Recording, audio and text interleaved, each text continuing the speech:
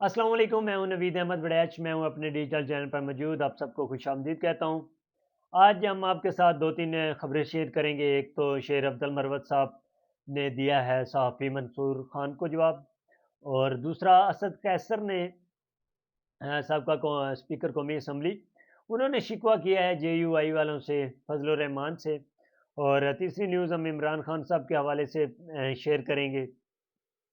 और चौथी खबर है हमारे पास, अलीम खान साहब ने एक तारीखी जलसा किया और उसमें उन्होंने तारीखी तकरीर की है। उस हवाले से, तकरीर के हवाले से आज थोड़ी सी कंसेप्चुअल बात करेंगे। तो सबसे पहले मेरी आप सबसे गुजारिश है कि आप मेरे चैनल को सब्सक्राइब कर दें, और अगर आप मुझे फेसबुक पर देख रहे हैं तो मुझे फॉलो कर दें, लाइक कर दें। तो सबसे पहले हम इमरान खान साहब की बात करेंगे। एक तो उनको इजाज़त मिली है कि वो अपने 10 वकीलों से मिल सकते हैं, और ये सुप्रीम को हाई कोर्ट ने उनको इजाज़त दी है। और अडियाला जेल से फिर उनसे पुलिस ने वो लिस्ट बनवाई है कि कौन-कौन से वकील आपसे मिल सकते हैं।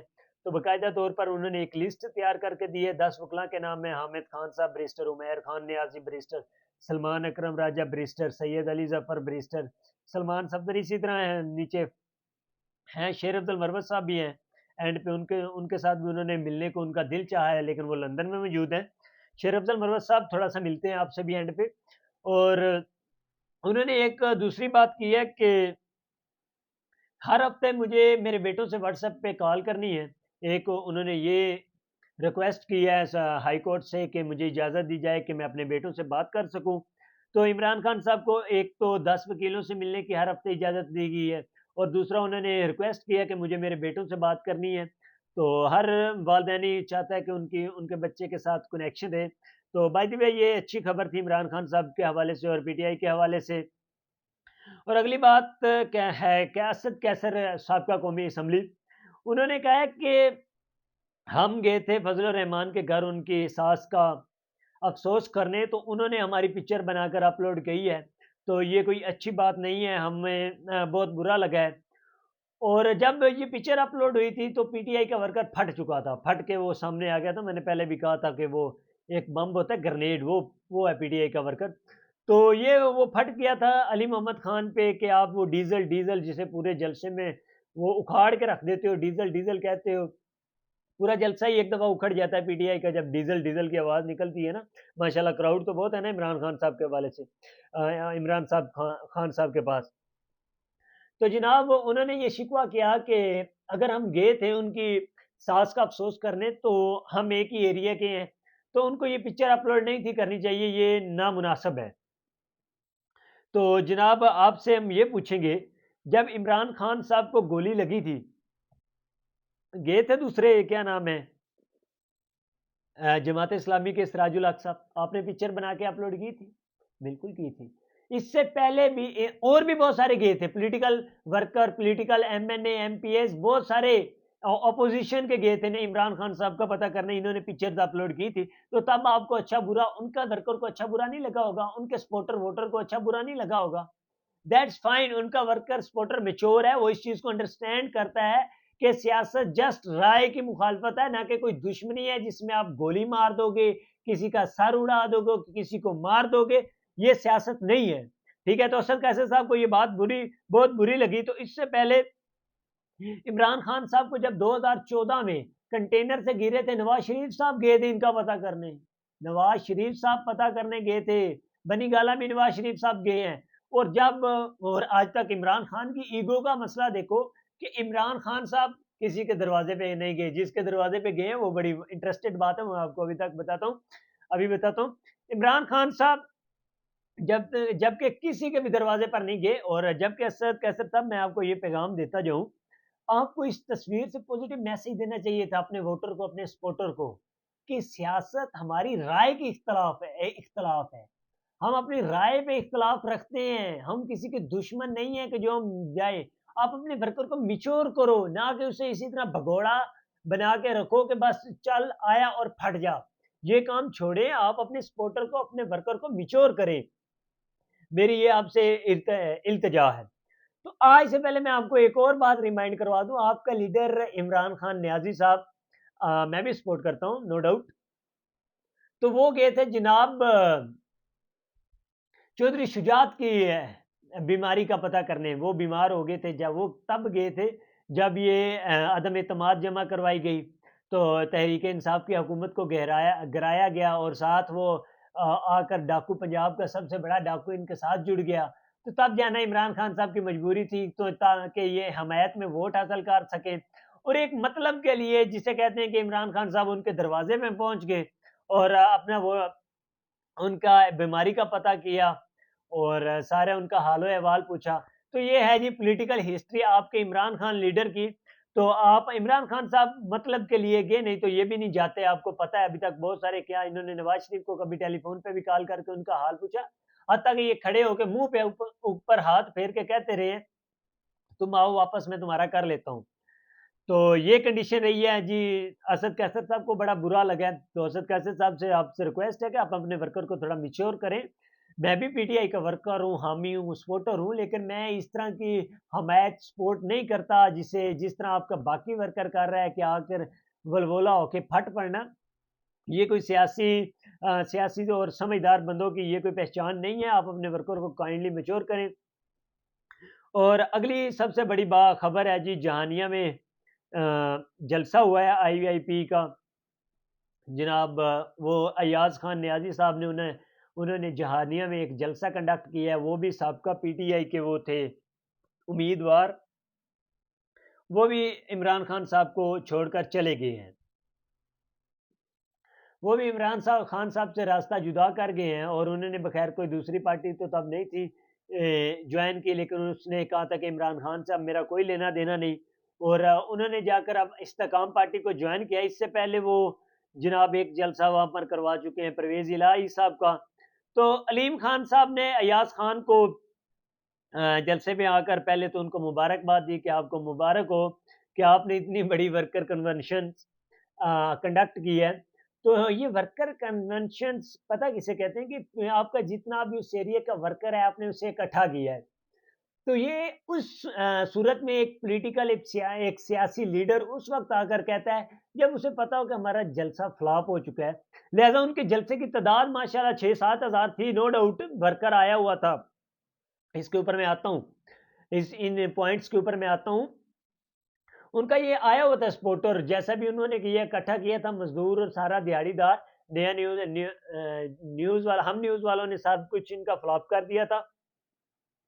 तो उन्होंने इनको मुबारकबाद दी वर्कर कन्वेंशन की। और ये तब एक पॉलिटिकल पार्टी करती है जो वो एक बड़ा नंबर नहीं इकट्ठा कर सकती, मतलब कि हज़ारों की तादाद में 50-60 हज़ार नहीं इकट्ठा कर सकती, तो वो तब ये इससे वर्कर कन्वेंशंस का नाम दे देते हैं।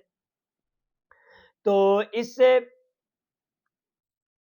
आगे उन्होंने ये मुबारकबाद देते हुए उन्होंने अपनी तकरीर का आगाज़ किया। तो उन्होंने ये कहा कि हम आज से 10 साल पहले सियासत में आए और हमने इमरान खान का साथ दिया। लेकिन 2018 में आकर इमरान खान ने हमें जो सिला दिया है वो हमें उम्मीद नहीं थी। जिस नए पाकिस्तान की उन्होंने ख्वाहिश रखी थी वो हमें बनता नज़र नहीं आया। ठीक है, हम उनके साथ थे और उन्होंने हमारी जगह एक नाहिल वज़ीर आला बुज़दार को लगा दिया और वो हमें भूल गए। लेकिन अब हमने उनसे रास्ता जुदा किया है और पाकिस्तान की जमहूरियत के लिए खड़े हैं, पाकिस्तान आईने पाकिस्तान के लिए खड़े हैं, गरीब की हमायत के लिए खड़े हैं। और हम 300 यूनिट जो बंदा इस्तेमाल करेगा उसको हम देंगे जनाब, मुफ्त बिजली का बिल होगा। फिर उसके बाद हम पेट्रोल की कीमतें आधी कर देंगे, मतलब कि जो बंदा 12.5 एकड़ का किसान बिजली इस्तेमाल करता है, 12.5 एकड़ ज़मीन में जो किसान बिजली इस्तेमाल कर रहे हैं उनको फ्री कर देंगे। और उसके बाद हम पेट्रोल की आधी कीमतें मिलेंगी। और ये एक ऐसे चंद फ्लॉप ड्रामे थे, ये एक चंद ऐसी फ्लॉप थ्योरम थे जो अवाम को सुनाए जा रहे थे। वो गाने नहीं होते जिनका वजूद ही नहीं होता। वो अक्सर हम कहते हैं कि वो वाला शायर लाओ जिसका जिसका शेर का ना सर हो ना पाँव हो। और वो शायरी ऐਵੇਂ ही सुना, जैसा बंदा बैठा है कोई भी शेर ऐਵੇਂ ही छोड़ दो, ना सर ना पाँव, बस ये शेर हो गया। ये कुछ उस तरह की कहानी सुना रहे थे अलीम खान साहब। और सामने खड़ा जो वर्कर था उसकी मैं स्टोरी सुनाता हूँ। और दिहाड़ीदार मजदूर की उन्होंने जो उनको तनख्वाह बताई है कि आपको 50,000 रुपया से स्टार्ट होगी एक मजदूर की तनख्वाह एक महीने की।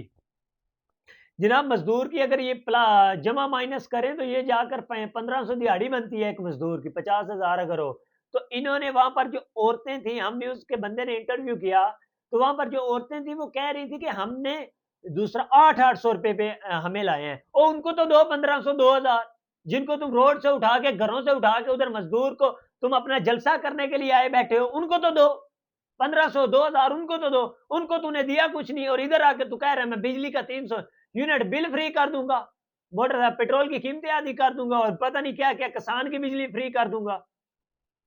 और उन्होंने फिर आकर जनाब मुस्लिम लीग नून पे आ गए हैं। उन्होंने कहा कि मुस्लिम लीग नून इक़्तिदार में आ चुकी थी, आज भी अवाम से वोट मांगने आएंगी, और 15 साल पहले पीपल पार्टी ने भी जुल्म किया है। ये जनाब उन्होंने इसके ऊपर आकर अपना सियासी पार्टी बना के अटैक शुरू कर दिया था नून लीग पे भी, फट पड़े। नून लीग ने भी अवाम को कुछ नहीं दिया, और ये एक सियासी सियासतदान अपना एक बयान जारी कर देते हैं अवाम को पागल बनाने के लिए। नून लीग के खिलाफ आप पंजाब में शुरू हो गए हो, ठीक है। यही अलीम डार, अभी मैं बताता हूँ, 1 मिनट सब्र करो। ये पीपल पार्टी, चलो पीपल पार्टी को दफा करो, इनका क्या पंजाब में लेना देना, ना इस्तेकाम पार्टी का सिंध में लेना देना, और ना ही इनका। पिछले 1 साल से अलीम खान 2 दफा जाके नवाज शरीफ से मिला है, आज ये बंदा उसी के ऊपर तंज कर रहा है कि तुम इक्तदार में आकर दोबारा अवाम को जलील करना चाहते हो। कौन सा नवाज शरीफ लंदन मिलने गए हैं? आप 2 दफा नवाज शरीफ से लंदन मिलने गए हैं, और कितनी बार आप उनसे पूछते ना, आप कितनी बार इक्तदार में आना चाहते हो, क्यों आना चाहते हो? पंजाब में जब हमजा शबाज की हुकूमत गिरी थी, किसने जाके हमायत में वोट डाले थे? आप लोगों ने डाले थे ना, जंगीर और आप लोग गए थे। इसके बाद जनाब जहांगीर तरीन आ गया, और जनाब जहांगीर तरीन साहब ने कहा, फरमाया जी कि हम मुल्क में अमन लाएंगे, किसान को हम ये देंगे, हम सहूलतें देंगे, पेट्रोल सस्ता करेंगे, हम ये करेंगे। उनके भी वही बयानात चलते रहे, लेकिन उनसे थोड़े से रियलिस्टिक थे, थोड़े नॉर्मल बयान थे, उनकी तरह बड़े बड़े वो बयान नहीं थे कि जो पूरे नहीं होने, बगैर जहांगीर तरीन के भी पूरे नहीं होने। तो इन जनाब ने एक इंडस्ट्री का बहुत बड़ा मालिक है, शुगर मिल्स का, ठीक है, पाकिस्तान का टॉप का है जहांगीर तरीन, और दूसरा न्यूज चैनलों का मालिक है, और भी बहुत सारे बिजनेस करता है अलीम खान। ये ऐसे जाहिल लोग हैं जिन्होंने 10 साल जाया कर दिए, 10 साल इमरान खान के पीछे जाया कर दिए, इमरान खान के पीछे खड़े हुए होते रहे। आप सियासत में आए हैं, आप मुल्क को बदलना चाहते हो तो अपनी पार्टी बनाओ, सामने आओ। आप कहते हो कि हमने इमरान खान को वजूद दिया है, आपका वजूद कहां था 2014 से पहले? कोई बंदा आपको जानता था? कोई भी नहीं था जानता, आपका वजूद ही नहीं था। आप लोग अब आकर सामने आ गए हो। इमरान खान को वजूद देने वाले हम थे, उसको 1985 से अवाम जानती है, 1983 से, 92 से, 96 से उस बंदे को अवाम जानती है, उसके साथ सपोर्ट करती आई है उसे अवाम, और तुम लोगों को कौन जानता है? उसकी मर्जी, वो जिसे इक्तदार वजीर आला दे, इक्तदार में बिठाए ना बिठाए, उसकी मर्जी है। लेकिन आप लोगों ने कहा जी हम इमरान खान को सपोर्ट करने वाले हैं, हम इमरान खान का वजूद बनाने वाले हैं। तुम लोग की औकात ही क्या है? आकर खड़े हो गए अवाम को झूठे दिलासे देने, और जलसे करने लग गए, कोई इधर कोई उधर। कौन किस बात के जलसे आप लोग कर रहे हो? किसी इक्तदार के किसी बात का पता है तुम लोगों को? आकर अवाम को झूठे दिलासे देने लग जाते हो। उसके बाद हम आपके साथ अगली खबर शेयर करेंगे, मूड ही सारा ऑफ हो गया। अगली खबर शेयर करेंगे शेर अफजल साहब की। इन्होंने जनाब कोई पार्टी का वो शेयर किया हुआ था, एक गए हैं ये लंदन में, और इन्होंने एक पोस्ट शेयर की हुई थी। इन्होंने अपनी बेहतरीन जगह बताई विजिट्स के लिए, और खाने वाली जगह बताई, और फिर इन्होंने आकर जनाब कहा कि मैं दूसरा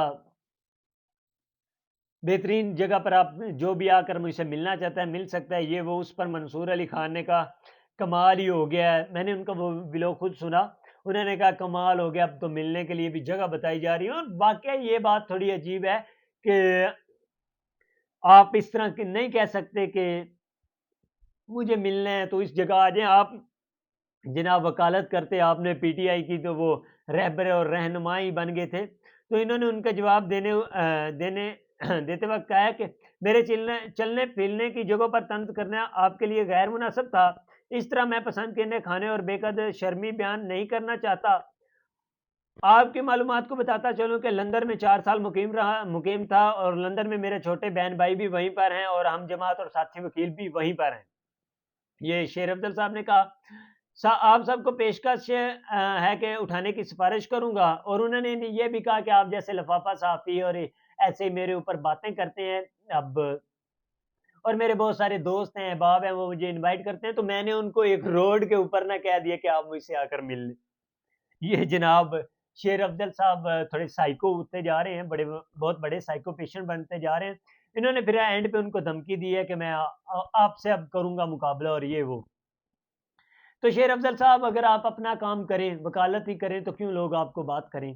ठीक है, बाकी वकीलों पर तो बात नहीं होती, लोग आप पे ही बात करते हैं और क्यों करते हैं? क्योंकि आप अपनी वकालत नहीं करते, आप सियासी सूरत-ए-हाल से फ़ायदा उठा रहे हैं।